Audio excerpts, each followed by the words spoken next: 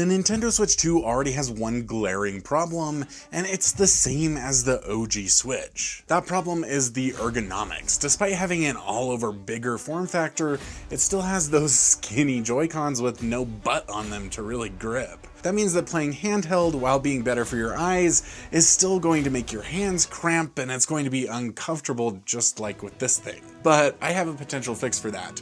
These are the Hyperion Pro joypads, and NYXI sent them to us for free. I've been using them for about 2 months or so now alongside some other controllers, and I want to share with you my thoughts. The main design of these joypads is meant for you to use them attached to your Nintendo console and make it more ergonomic, but they also work as singular Joy-Cons or connected as a controller on their own separate from the Switch.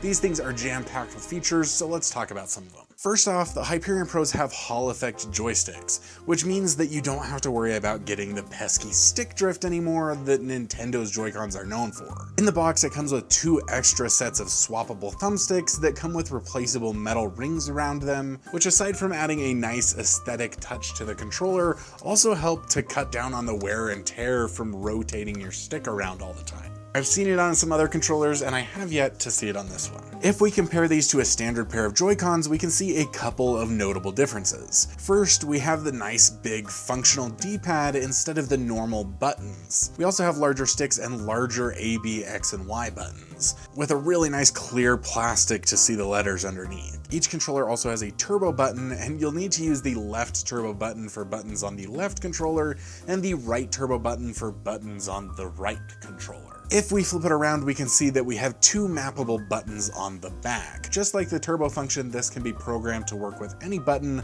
on that specific side of the controller. These can be used to program macros or to mimic a single button like normal. The buttons are nice and big, so they're easy to click, but I never really found myself accidentally pushing them while playing. The last buttons we have on each side are the vibration buttons that you can use to swap between vibration levels, and the M buttons, which are used to program those back buttons. But that's not everything that this controller has to offer.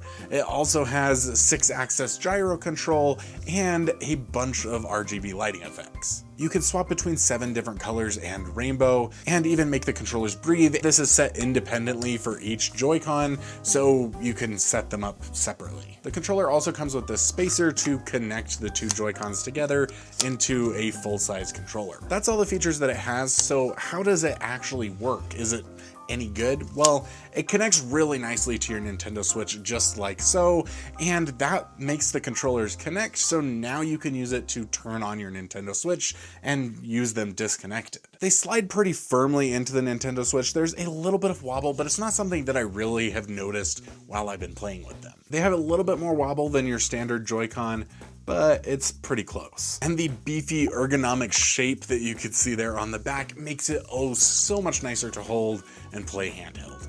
Including these guys, I currently have 2 solutions to making my Switch more ergonomic in handheld play, and the second one is a Satisfy grip.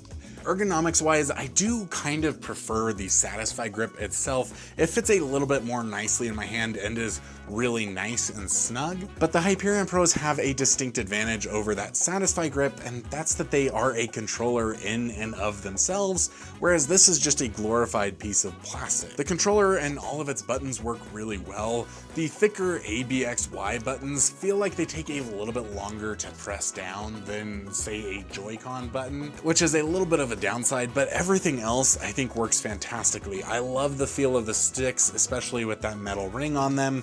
The D-pad works well, the turbo functions, the macro functions, all of that works fantastically on this controller. However, the controller itself is really light, which makes it feel a little bit cheap. Now, honestly, the lightness of the controller is really nice when you're playing handheld on your Nintendo Switch, because you don't want to have all of that weight weighing you down while you're holding the screen above your face or whatever.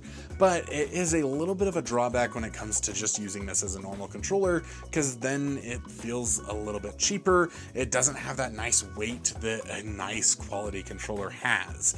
Now, weight is like a weighted blanket. It's not necessary to have that weight there, but it's kind of nice. And when you're using this as a full-size controller, that is something that it feels like it's missing. The centerpiece of it also feels oddly wide. I have measured it up against some of my other controllers, and it is about the same size, but it feels a little awkward, especially with the big gaps that you've got between that. And maybe that's what it is it feels a little odd to have that big space and then this weird grippy area back there.